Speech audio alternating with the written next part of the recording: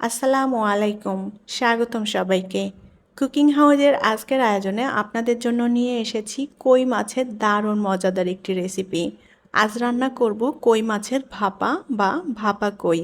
কই মাছের এই ভাপাটা খেতে এত বেশি মজার এবং টেস্টি হয় যে এর কাছে মাংসের স্বাদও হার মানবে। যারা এই কই মাছের ভাপা খেয়েছেন তারা অবশ্যই জানেন এটা খেতে কতটা টেস্টি এবং মজার হয়। আর যারা এখনও কই মাছের ভাপা তৈরি করেননি তারা অবশ্যই একবার তৈরি করে দেখবেন, খুবই ভালো লাগে খেতে আর সবাই অনেক বেশি পছন্দ করবে এটি।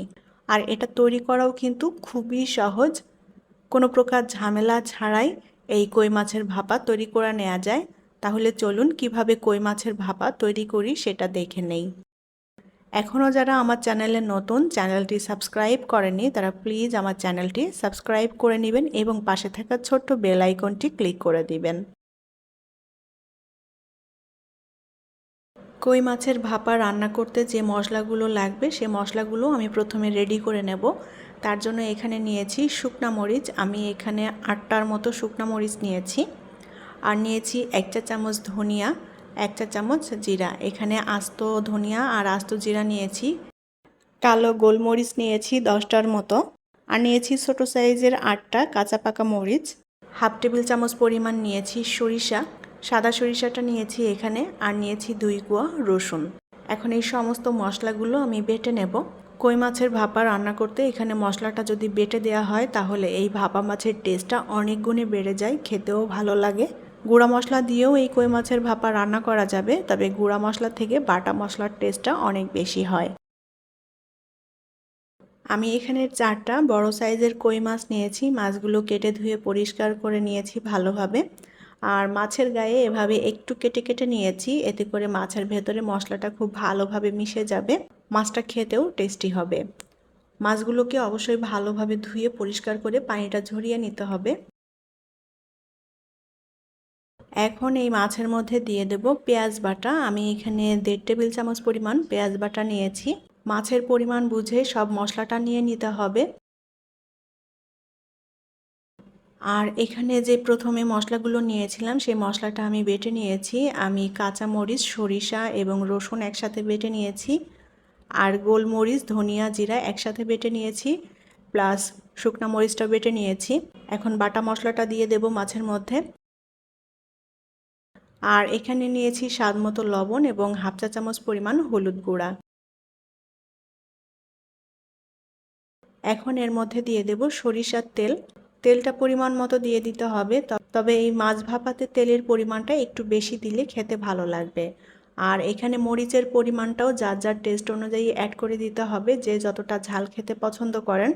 তবে ভাপা মাছে মরিচের পরিমাণটা একটু বেশি দিয়ে ঝাল ঝাল করে রান্না করলে এটা খেতে খুবই ভালো লাগে। মাছগুলোকে উল্টাপাল্টা করে দিয়ে মশলাটা খুব ভালোভাবে মাছের সাথে মেখে নেব।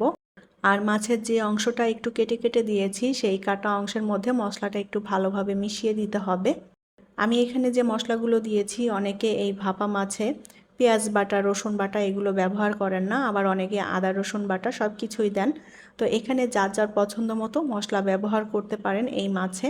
তবে আজকে আমি যে মশলাগুলো ব্যবহার করলাম এই মশলাগুলো ব্যবহার করে এই কই মাছ ভাপাটা একবার তৈরি করে দেখবেন, খেতে এত বেশি মজার এবং টেস্টি হয় যে এটা বারবারই খেতে চাইবেন।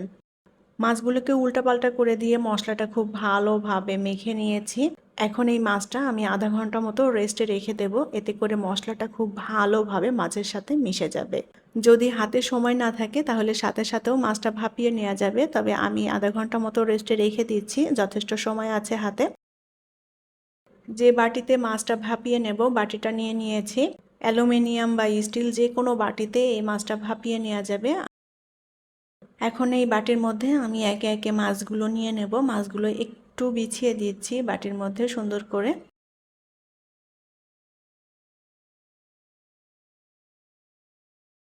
এখন যে মশলাটা আছে মশলাটা মাছের উপরে এভাবে দিয়ে দেব। ভাপা মাছের এই মশলাটাই আমার কাছে বেশি ভালো লাগে খেতে। মশলাটা মাছের উপরে খুব সুন্দরভাবে ছড়িয়ে দিতে হবে। ছোটবেলায় দেখতাম নানি দাদিরা এই মাছের ভাপাটা করতো ভাতের ভেতরে দিয়ে। বসা ভাত রান্না করলে সেই বসা ভাতের উপরে এই মাছের ভাপাটা তৈরি করে নিত। খেতে এত বেশি মজার এবং টেস্টি ছিল, তার স্বাদ মনে হয় এখনো মুখে লেগে আছে। সব মশলাই আমি মাছের উপরে দিয়ে দিয়েছি। আর যে বাটিতে আমি মাছটা মেখে নিয়েছিলাম সেই বাটিটা ধুয়ে কিছুটা পানি দিয়ে দিলাম। মাছটাতে একটু ঝোল ঝোল থাকবে সেই মতো করেই পানিটা দিয়ে দিলাম, তবে খুব বেশি পানি কিন্তু এখানে দেওয়া যাবে না। পানিটা দিয়ে এখন মশলাটা ভালোভাবে মিলিয়ে নেব। এখন এর উপর দিয়ে কয়েকটা আস্ত কাঁচামরিচ দিয়ে দেব। এবার বাটির ঢাকনাটা দিয়ে আটকে দেব। আমি আজকের এই মাছটা রাইস কুকারে ভাপিয়ে নেব। মাছটা চুলায় প্যানে বসিয়েও ভাপিয়ে নেওয়া যাবে। একটা স্ট্যান্ডের উপরে বাটিটা বসিয়ে দিয়েছি, আর পানিটা এমনভাবে দিতে হবে যেন বাটির 1/3 পানির মধ্যে ডুবে থাকে।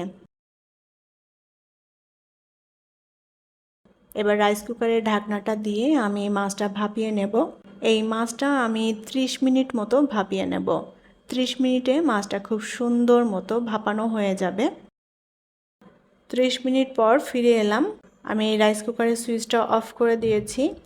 মাছটা সুন্দর মতো ভাপানো হয়ে গিয়েছে। এখন বাটিটা অনেক গরম, যার কারণে ধরতে অসুবিধা হবে। বাটিটা আমি একটু ঠান্ডা করে নেব। বাটিটা আমি একটু ঠান্ডা করে নিয়েছি। এখন ঢাকনাটা খুলব। মাশাআল্লাহ, একদম পারফেক্টভাবে মাছটা ভাপানো হয়েছে। আর আপনারা দেখেই হয়তো বুঝতে পারছেন কতটা লোভনীয় হয়েছে এই কই মাছের ভাপাটা। এত সুন্দর একটা ফ্লেভার এসেছে কি বলবো। আর কালারটাও মাশাআল্লাহ অনেক সুন্দর এসেছে। এখন মাছগুলো আমি তুলে নেব। কই মাছের এই ভাপাটা সাদা গরম ভাত দিয়ে খেতে এক কথায় অসাধারণ। আর এটার ঝোল এত বেশি টেস্টি হয়েছে যে কি বলবো। এটা না খেলে বুঝতেই পারবেন না, এত বেশি মজার এবং টেস্টি। আর এই কই মাছের ভাপার স্বাদের কাছে মাংসের স্বাদও হার মেনে যাবে, এতটাই মজার হয়েছে। আর আপনারা দেখেই হয়তো বুঝতে পারছেন কতটা লোভনীয় হয়েছে এই কই মাছের ভাপাটা। আশা করছি আমার আজকের কই মাছের ভাপার রেসিপি আপনাদের কাছে ভালো লেগেছে। যদি রেসিপিটি ভালো লেগে থাকে তাহলে প্লিজ লাইক, কমেন্ট এবং শেয়ার করবেন।